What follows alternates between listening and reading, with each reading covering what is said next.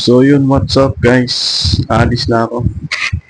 So, balik na ako sa resort guys. So ayan, maraming dumadaan. Ingat lang sa pagdadrive guys.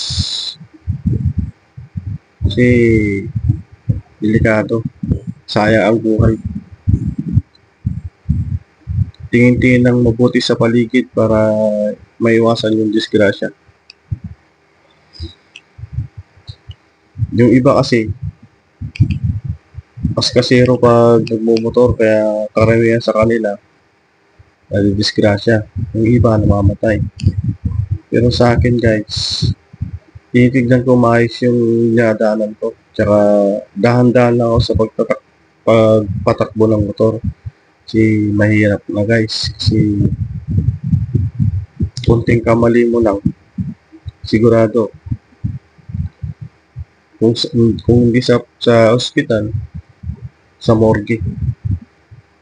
Ang pagmumotor guys, hindi pangkarera yung mga may pangkarera, pero sa akin pang chill ride ko lang, pang gamit ko pang pasok sa trabaho, pamasyal, hindi pang karera. Yung nakakarera ng motor, may race track yun. Ang highway, hindi po siya race track. Kaya bawal na bawal sa highway yung pag nangangarera ka. Kasi buhay mo nakasalalay dito guys. So dapat dahan-dahan lang siya. Marami akong napapanood na pagmumotor guys. Ewan ko kung tanga ba sila o sadyang talagang baliw sa paggamit ng motor, kasi hindi sila nagdahan-dahan. Kawawa yung mga iba kasi nadadamay sa kalokohan nila. So yan guys, dito na ako, paliko na. Dito yung daanan papunta sa amin guys.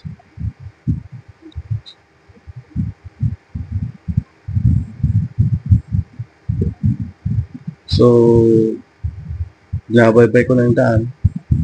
Dito din ako dumaan kanina. Papunta ako dito sana. So babalik na ako.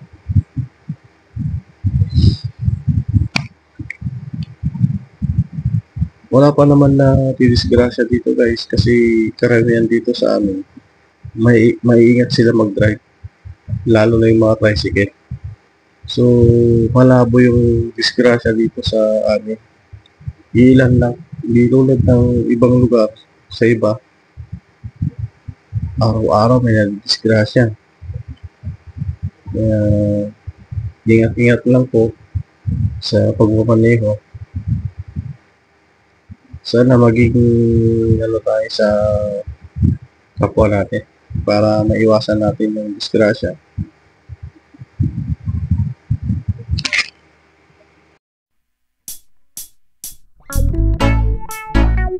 Yeah man, drama by session.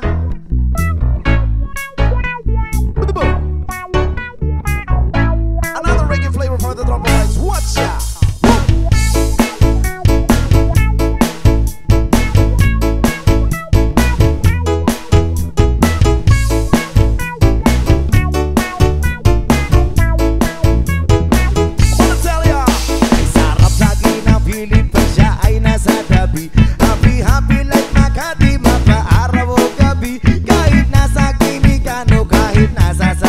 Who cares? Walang bakit, lagi kanya sasakyan.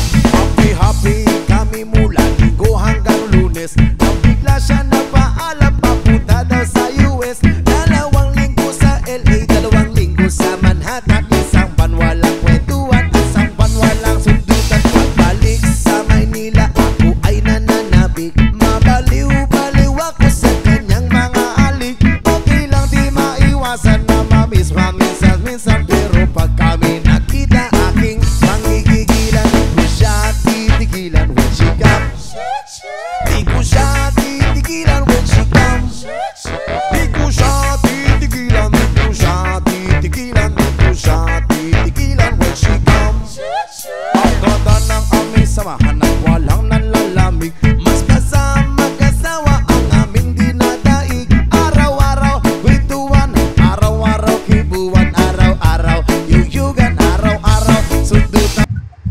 So yun guys, nandito na ako, papasok na ako sa resort. Simple lang yung resort na to guys, hindi siya yung di ba na kagandahan. Tinatanong ko yung caretaker kung saan ako pwedeng mag-park ng motor guys. So sabi niya pwede dito, pero mas gusto ko dito sa taas kasi malilim, malamig, may malaking puno. So paakyat na ako guys, magpa-park na ako. So yan. Hindi siya ganong kaganda ng resort na to guys kasi simple lang siya. Dito lang sa barangay namin tong resort na to guys. Mura siya. Dito na lang yung pinila namin. Kasi yung iba maganda. May restaurant. Dito kasi ano siya, pangmasa, simple lang siya. Okay na din kasi hindi naman kami naghanap ng magandang resort. Ang purpose namin dito yung may banding kami, tsaka maliligo din sa pool. Yan guys, so naayos ko lang yung part.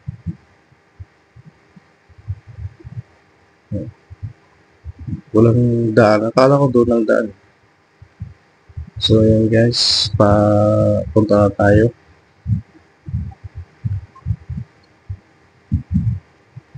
Dito lang sa barangay namin ang resort na to guys. Hindi na kami lumaya.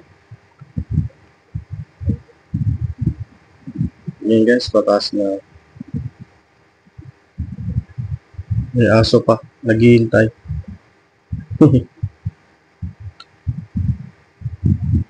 Yan siya guys, simple lang siya. Maganda din naman yung pool niya. Malawak. Arjan Beach Resort. Dito lang sa barangay namin guys. Yan, pakyat na ako guys. Diyan sila mama. Yan guys. Medyo pa-video lang. Pakita ko lang yung pwesto namin. Yung cottage. Yan siya guys. So yun, nag-ayos na sila mama.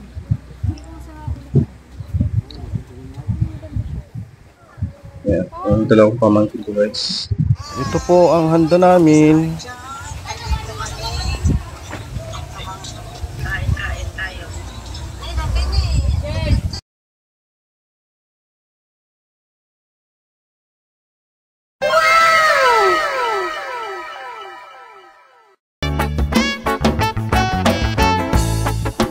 Kala ko ay dagat, yun pala ay alak. Kala ko'y pumasok sa blind.